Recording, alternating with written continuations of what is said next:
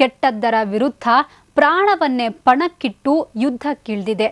ಅಂಥ ಸೇನೆಯ ಸಂತತಿಯನ್ನೇ ನಾಶ ಮಾಡೋಕೆ ಅನೇಕ ಬಾರಿ ಪ್ರಯತ್ನಗಳು ನಡೆದಿವೆ. ಆ ಪ್ರಯತ್ನದಲ್ಲಿ ಸಾವಿರಾರು ನಾಗಾ ಸಾಧುಗಳು ಬಲಿಯಾಗಿದ್ದಾರೆ. ಶಂಕರಾಚಾರ್ಯರ ಕಾಲದಲ್ಲಿ ಧರ್ಮ ಸ್ಥಾಪನೆಗಾಗಿ ಹೋರಾಟಕ್ಕಿಳಿದವರು ನಾಗಾ ಸಾಧುಗಳು. ಹಿಂದೂ ಧರ್ಮ ಯಾವಾಗ ಅವನತಿಯತ್ತ ಸಾಗುತ್ತೋ ಆಗ ಭೋಲೆನಾಥನ ನಾಗಸೇನೆ ಎಚ್ಚೆತ್ತುಕೊಳ್ಳುತ್ತೆ. ಅಂದಹಾಗೆ ನಾಗಸೇನೆ ಮೊಘಲರ ಕಾಲದಲ್ಲೂ ಯುದ್ಧ ಸಾರಿತ್ತು.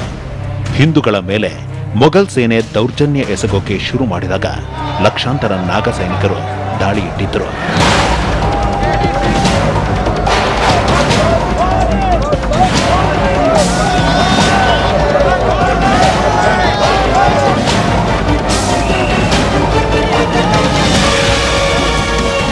ಮೊಘಲರು ಹಾಗೂ ನಾಗ ಸಾಧುಗಳ ನಡುವಿನ ಯುದ್ಧದಲ್ಲಿ ಶಾವಗಿರಿ ಸವಾಯಿ ಸಾಧು ಅನ್ನೋ ನಾಗಬಾಬ ಒಬ್ಬರನ್ನ ಬಂಧಿಸಲಾಗಿತ್ತು.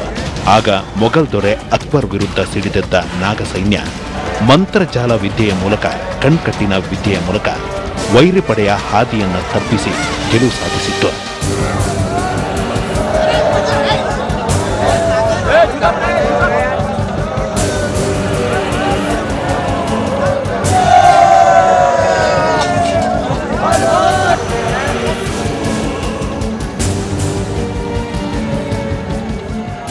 ಸ್ವಾತಂತ್ರ್ಯ ಹೋರಾಟ ಸೇರಿದಂತೆ ಬೇರೆ ಬೇರೆ ಯುದ್ಧಗಳಲ್ಲಿ ಇದೇ ನಾಗಾ ಸೇನಾಪಡೆ ಪಾಲ್ಗೊಂಡಿತ್ತು. ಕೇವಲ ದೈಹಿಕ ಹೋರಾಟ ಅಷ್ಟೇ ಅಲ್ಲದೆ ಮಂತ್ರಜಾಲದಂಥ ವಿಶೇಷವಾದಂಥ ವಿದ್ಯೆಯನ್ನು ಕೂಡ ಈ ಯುದ್ಧದಲ್ಲಿ ಇದೇ ಪಡೆ ಬಳಸ್ತಾ ಇತ್ತು. ಇನ್ನು ಇವರ ಇತಿಹಾಸ, ಈ ಸೇನೆಯ ಹಿನ್ನೆಲೆ ಇವತ್ತಿಗೂ ಕೂಡ ಸಾಕಷ್ಟು ನಿಗೂಢವಾಗಿದೆ. ಬ್ರಿಟಿಷರ ವಿರುದ್ಧವೂ ನಾಗಸಾಧುಗಳು ಸಿಡಿದೆದ್ದಿದ್ರು. ನಾಗಸಾಧುಗಳನ್ನು ಹೆದರಿಸಲು ಆಗದ ಬ್ರಿಟಿಷ್ ಅಧಿಕಾರಿಗಳು ನಿಮ್ಮ ಆಧ್ಯಾತ್ಮ ಶಕ್ತಿಯನ್ನ ಪ್ರದರ್ಶಿಸಿ ಗೆಲುವು ಸಾಧಿಸುವಂತೆ ಸವಾಲೆಸೆದಿದ್ದರು. ಆಗ ದೊಡ್ಡ ಹೋಮವೊಂದನ್ನು ನಡೆಸಿದ ನಾಗಸಾಧುಗಳು ಹೋಮದ ಕುಂಡದ ಭಸ್ಮದಿಂದ ಶಿವನ ಮೂರ್ತಿಯನ್ನ ರಚನೆ ಮಾಡಿದ್ರು. ಆ ಶಿವಮೂರ್ತಿಗೆ ಹಾಲು ಕುಡಿಸುವ ಮೂಲಕ ಬ್ರಿಟಿಷರನ್ನ ಬೆಕ್ಕಸ ಬೆರಗಾಗುವಂತೆ ಮಾಡಿದ್ರು.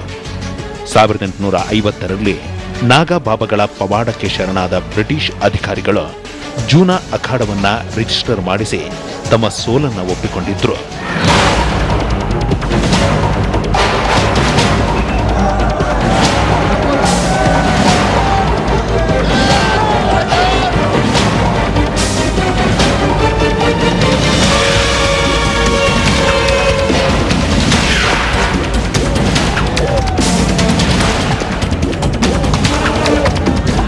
ಸಾವಿರದ 1857ರಲ್ಲಿ ಝಾನ್ಸಿ ರಾಣಿ ಲಕ್ಷ್ಮೀಬಾಯಿ ಬ್ರಿಟಿಷರ ವಿರುದ್ಧ ಸಮರ ಸಾರಿದಾಗ ಸೈನ್ಯದ ಕೊರತೆ ಎದುರಾಗಿತ್ತು.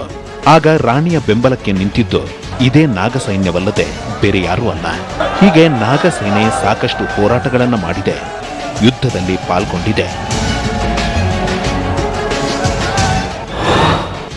ನಾಗಸೇನೆ ವಿರುದ್ಧ ನಡೆದಿತ್ತು ಪಿತೂರಿ. ನಾಗ ಸಂತತಿಯ ನಾಶಕ್ಕೆ ಭಯಾನಕ ಪ್ಲಾನ್.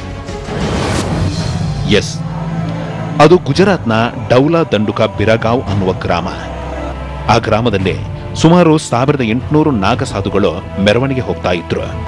ಆಗ ನಾಗಸಾಧುಗಳನ್ನ ಆಹ್ವಾನ ಮಾಡಿದ್ದ ಕೆಲ ನಾಸ್ತಿಕರು ಎಲ್ಲರಿಗೂ ಲಾಡುಗಳನ್ನ ಕೊಟ್ಟು ತಿನ್ನಲು ತಿಳಿಸಿದ್ರು. ವಿಷಯ ಏನಂದ್ರೆ ಆ ಪ್ರತಿಯೊಂದು ಲಾಡುವಿನಲ್ಲೂ ವಿಷವಿತ್ತು. ಅದನ್ನು ತಿಂದ 1800 ನಾಗಸಾಧುಗಳ ಪೈಕಿ ಉಳಿದವರು ಕೇವಲ 2 ಮಾತ್ರ. ಭಾರತದ ಇತಿಹಾಸದಲ್ಲಿ ಅದನ್ನ ನಾಗಸಾಧುಗಳ ಮಾರಣ ಹೋಮ ಅಂತಾನೆ ಬಣ್ಣಿಸಲಾಗುತ್ತೆ. ಇದೇ ಕಾರಣಕ್ಕೆ ನಾಗಸಾಧುಗಳು ಇವತ್ತಿಗೂ ಗುಜರಾತ್ನ ಆ ಗ್ರಾಮಕ್ಕೆ ಕಾಲಿಟ್ಟಿಲ್ಲ.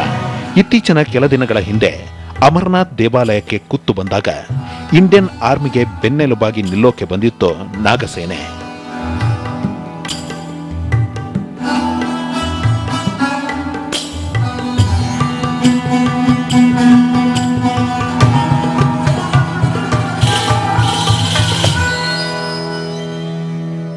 ಭಯೋತ್ಪಾದಕರ ವಿರುದ್ಧ ಹೋರಾಡಲು ಲಕ್ಷ ಸಂಖ್ಯೆಯಲ್ಲಿ ನಾವು ಬರುತ್ತೇವೆ ಅನ್ನುವ ಸಂದೇಶವನ್ನು ಸಾರಿದ್ರು.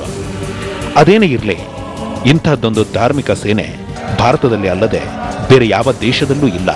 ಅದಕ್ಕೆ ಹೇಳೋದು ಮೇರಾ ಭಾರತ್ ಮಹಾನ್ ಅಂತ.